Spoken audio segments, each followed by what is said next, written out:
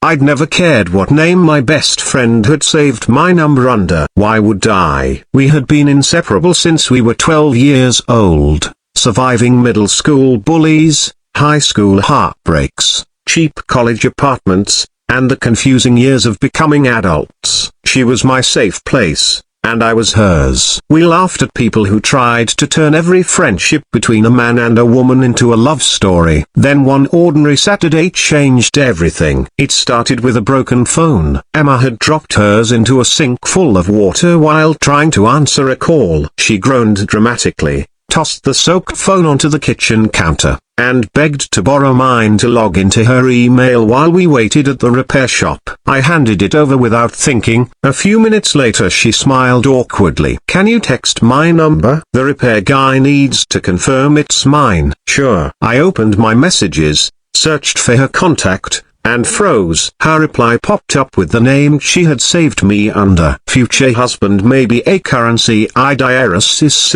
I blinked. Surely I had read it wrong. I looked again. Nope. Future husband maybe. My heart nearly stopped. Emma noticed my silence, looked over my shoulder, and instantly turned bright red. "Oh my God." She snatched the phone so quickly she almost dropped mine too. "You weren't supposed to see that." For almost 15 years, I had never seen Emma embarrassed, not once. She was fearless, confident. The girl who once stood on a lunch table and defended me when older kids mocked my stutter. Now she couldn't even look at me. I laughed because I didn't know what else to do. So, she covered her face. "Don't." "No. Seriously." I said don't. "Future husband maybe?" She groaned louder. "I made that contact years ago." "Years?" "Forget you saw it." She walked out of the kitchen before I could ask another question. For the first time in our friendship, there was something she refused to tell me that bothered me more than the contact name itself. All weekend I couldn't stop thinking about it. Was it a joke, a dare? Had one of her friends changed it? Or had she actually meant it? The problem was that Emma had dated other guys over the years. I'd dated other women too. Neither of us had ever crossed the friendship line, or at least I thought we hadn't. The memories suddenly looked different, like someone had adjusted the focus on an old photograph. I remembered sophomore year of college when I got food poisoning. She skipped an entire weekend trip with her roommates just to sit beside my couch,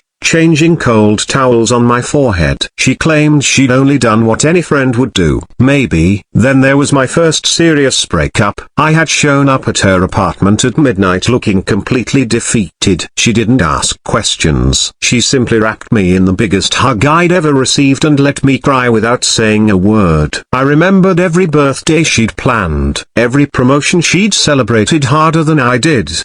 Every time she'd insisted I deserved better whenever a relationship ended. How had I never noticed? Or had I imagined all of it after seeing those 3 impossible words? Future husband maybe. Monday morning, I met my older sister Rachel for coffee. She listened quietly while stirring cream into her cup. When I finished, she smiled. "You really don't get it." "Get what?" "Emma's been in love with you forever." I almost laughed. "That's impossible." Rachel rolled her eyes. "I've known for at least 8 years." "What? You honestly never saw the way she looks at you?" I searched my memory. I thought that's how best friends looked at each other. Rachel reached across the table. "Daniel...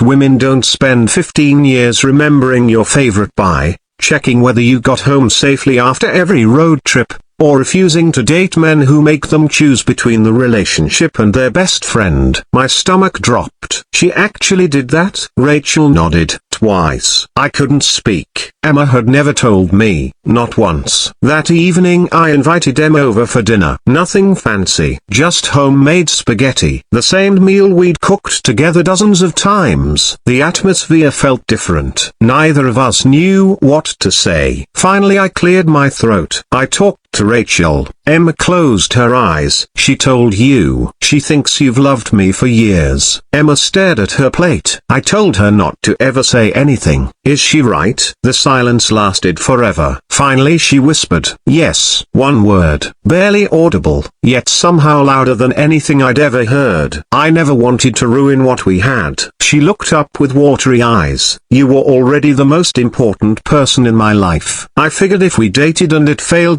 I'd lose everything. So I stayed your friend. She laughed softly through tears. I became really good at pretending. I felt something inside me crack. Not because I didn't love her, because I suddenly realized I'd been measuring love by fireworks instead of peace. I'd spent years chasing excitement, big romantic gestures, perfect chemistry, passion. Yet the happiest moments of my adult life all somehow included Emma. She was there when I bought my first house, when my dad passed away, when I got promoted, when I doubted myself, when life celebrated me, when life crushed me. Every chapter, every season, she had quietly chosen me over and over without asking for anything in return. I reached across the table. She hesitated before placing her hand in mine. I don't know why it took me so long. Her voice trembled. You don't have to say anything. I do. I squeezed her hand gently. I think I've been falling in love with you so slowly ... I never noticed I landed. She stared at me. Neither of us moved. Neither of us spoke. Then she started crying. Not dramatic movie tears. Quiet ones. The kind that come after carrying hope and heartbreak together for far too long. I thought I'd take that secret to my grave. I smiled. I'm glad your phone fell into the sink. She laughed through her tears. So am I. Dating your best friend is strange. The romance feels new. Everything else feels beautifully familiar. We already knew each other's coffee orders, favorite songs, worst habits, childhood fears, family drama, dream vacations. There were no games, no pretending, no trying to impress one another, just honesty. For our first official date, we went to the same little diner we'd been visiting since college. The waitress looked confused. You two always split the bill. Emma grinned. Not tonight. I smiled back. I've been waiting 15 years to pay. The entire restaurant applauded after hearing the story. Emma hid her face again. Apparently embarrassment looked adorable on her. Months passed. Our families acted like they'd been waiting for this forever. My mother actually admitted she'd started calling Emma her future daughter-in-law years earlier. Even my dad,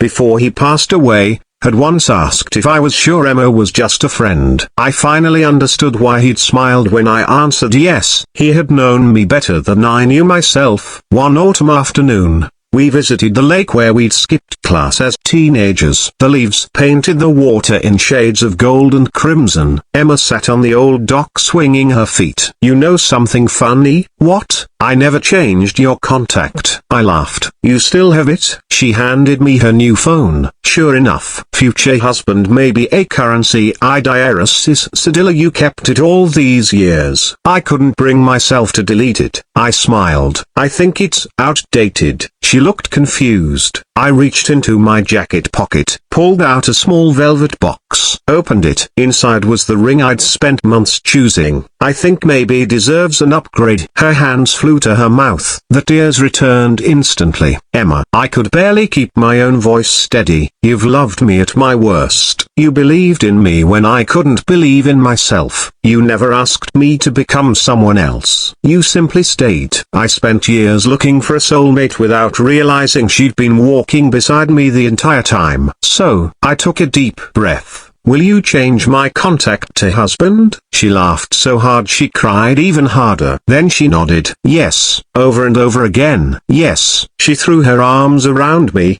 nearly knocking both of us into the lake. Months later, at our wedding reception, my best man told everyone the story of the famous contact name. The room exploded with laughter. Emma pulled out her phone and held it high for everyone to see. The contact had finally changed. My husband a currency IDRS Cedilla, she whispered so only I could hear. I always believed kindness finds its way home. I kissed her forehead, and I finally understood. Sometimes love doesn't arrive like lightning. Sometimes it grows quietly inside years of shared laughter, late-night conversations, unwavering loyalty, and ordinary moments that become extraordinary only when you look back. The greatest love of my life wasn't hiding in some distant future. She had been standing beside me all along. patiently waiting for the day I finally saw what had been true from the very beginning.